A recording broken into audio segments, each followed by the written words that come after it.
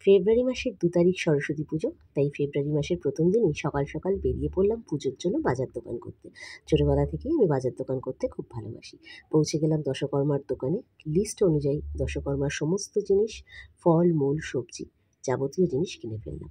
এরপর চললাম মাকে পছন্দ করতে। বাসন্তী রঙের শাড়ি পরা মাই আমার ছোটবেলা থেকে পছন্দ। মাকে নিজের হাতে করে নিজের ঘরে নিয়ে আসলাম। মায়ের মুখটা একদম জ্বলজ্বল করছিল। পুজোর দিন সকালে মাকে নমস্কার করেই ঢুকে পড়লাম রান্নাঘরে।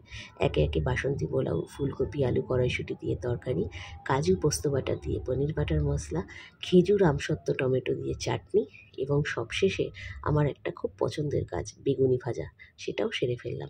পোলাও দিয়ে গরম গরম বেগুনি খেতে আমার কিন্তু বেশ সুন্দর লাগে।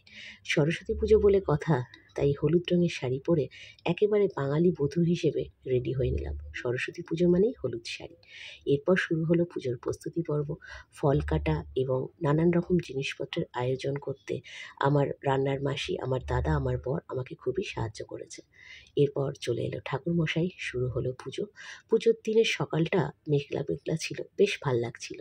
আমরা সকাল থেকেই না খেয়েছিলাম, দিয়ে ফেললাম অঞ্জলি। অঞ্জলি দেওয়ার পর মায়ের ভোগ বাড়লাম, আর তার সাথে শুরু হলো মায়ের আরতি। আরতির সময় মায়ের মুখটা কি সুন্দর লাগছিল। সবশেষে শুরু হলো মায়ের যজ্ঞ। যজ্ঞ ছাড়া পুজোর কিন্তু সমাপ্তি হয় না। মায়ের কাছে একটাই কামনা, আবার এসো মা, আর সারা জীবন যেন সুরে গাইতে পারি, এটা দেখো।